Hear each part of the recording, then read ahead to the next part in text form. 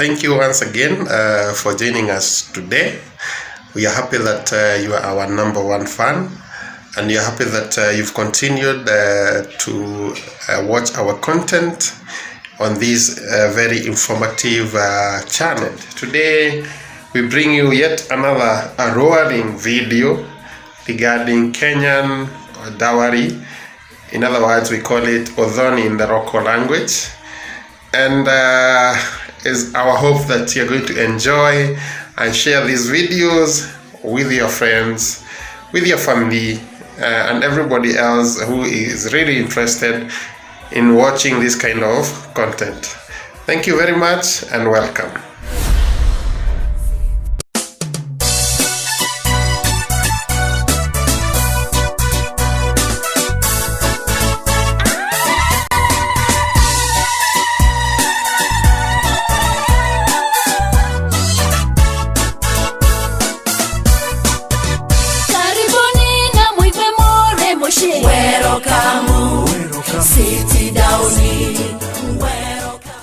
As I have explained from the introduction of this video, we are bringing you information regarding dowry in Kenyan communities. Specifically today we are looking at the largest community in Kenya, that is the Agikuyu community. On the onset of this video, we are going to explain what is the difference between Rorashio and Odhoni.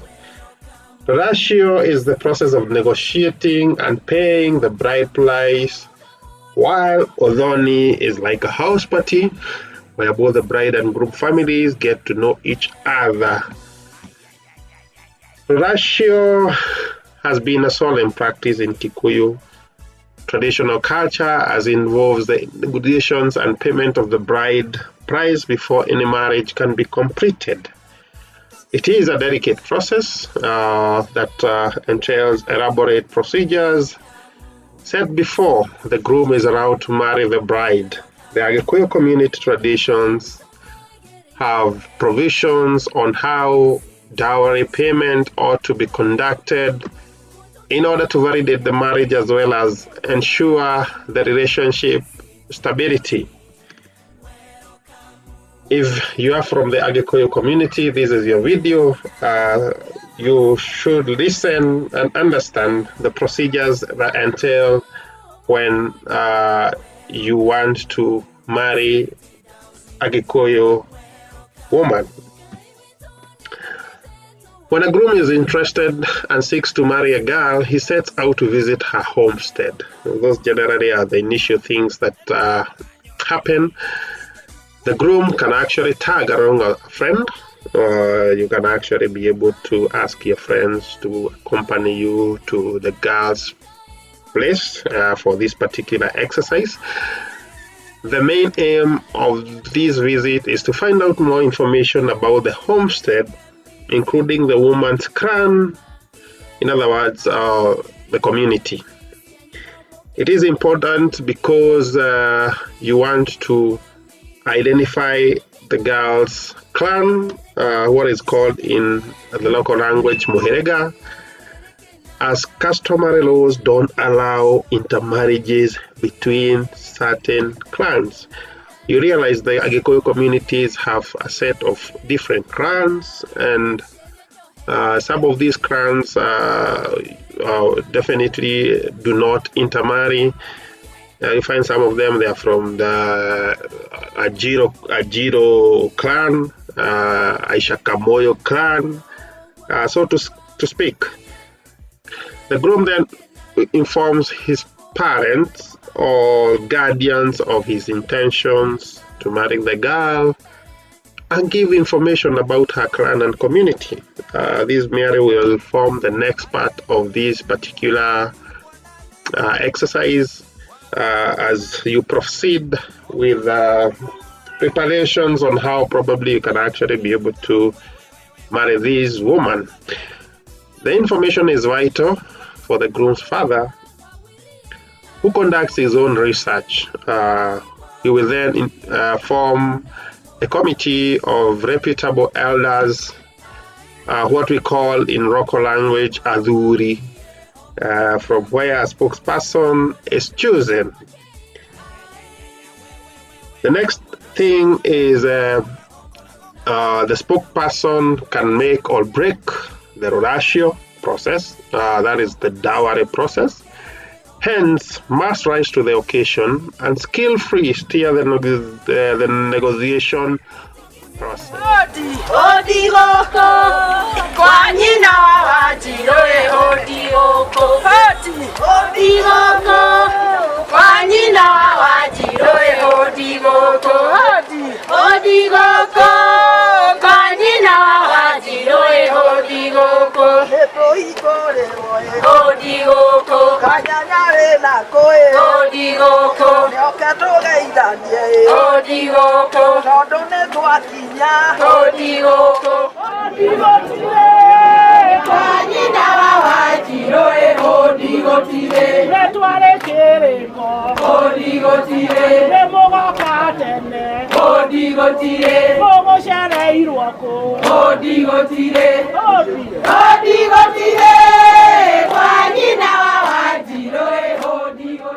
The girl will also approach her parents and notify them of her intentions to get married.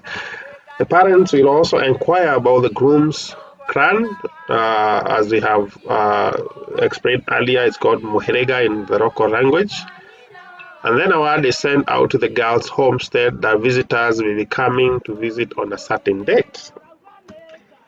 Now, like the groom side, the girl's family also forms a committee to conduct the negotiations, or what is called komenya mushie, getting to know the bride's home.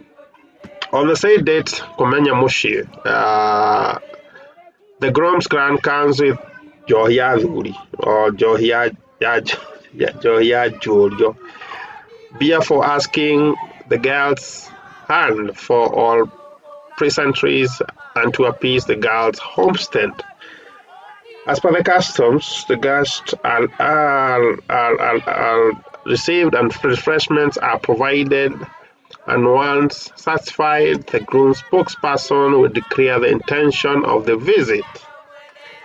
On some occasions, the elders would converse and use the term sheep or goat in reference to the brides, noting that they intend to bring one of the sheep to their homestead. Primarily, the negotiations are not done on the same day.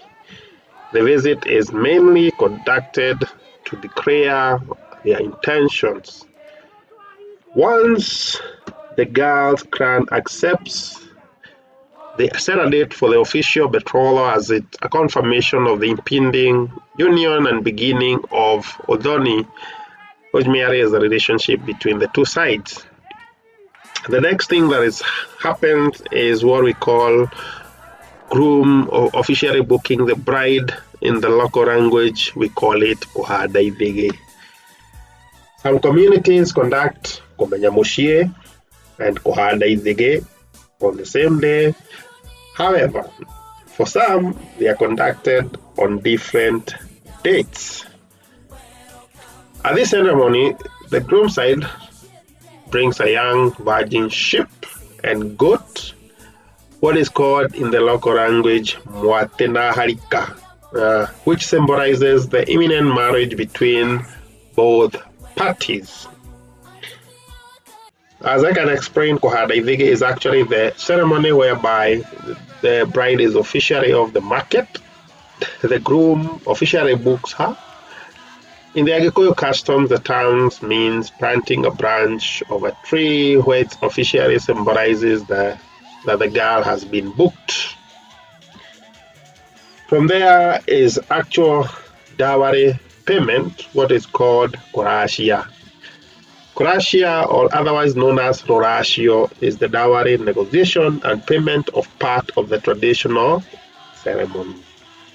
The roratio goes according to the custom, whereby a bride dowry is particularly determined by the amount of dowry that her father paid for her mother. The dowry price is varied in terms of livestock. The bride's clan details down the dowry and a final price is agreed upon, which is called kuneromete in the local language. In the olden days, the livestock would be delivered physically, but in modern days, where there is limited space for farming, most families convert their agreed goats or cows in cash. Once agreed, it's the duty of the groom to pay the agreed amount. However, the groom can pay in installment, then can actually clear the debts and uphold the family's reputation. Before they partake of the gifts, the bride-to-be is called and asked if they can take or accept the gift. If she says yes, then they can proceed. The next item will be Itara, which means bride family visits to the groom's homestead. It is a ceremony where the bride's parents visit the groom's house, assurance that their daughter has found a home. The bride is shown her wifey duties and how she will maintain her homestead. Itara means a storage section for abundant wood, food, and water in the traditional kitchen.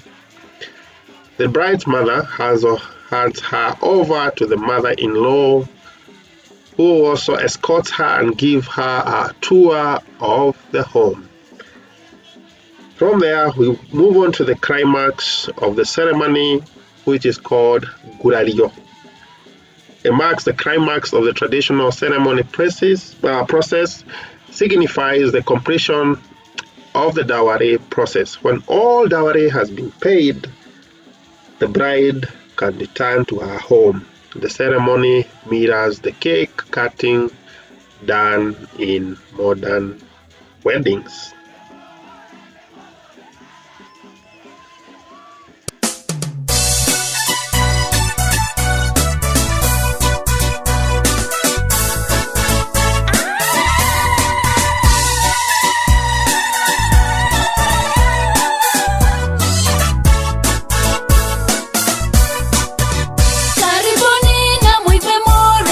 Welcome,